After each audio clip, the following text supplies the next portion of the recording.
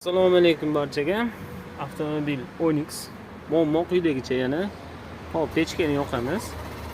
Pechkani yoqamizda pechkadan shunaqa ovoz chiqib qoladi. Biz buni to'g'rilab qayta joyiga qo'yib beramiz. Bu haqda oldin ham video qo'yganmiz. Davomini kuzatamiz.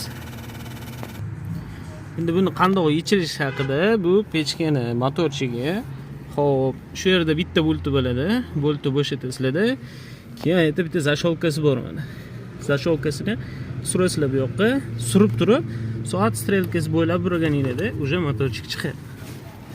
Hop. Ha, motorchini yechib oldik. Quyidagi muammo. Korpus mana ventilator tushib, korpusga ishqalanib qolgan. To'g'rilab yana qaytarib yig'amiz. Onyx avtomobilimiz bitta. Motorning ovozi.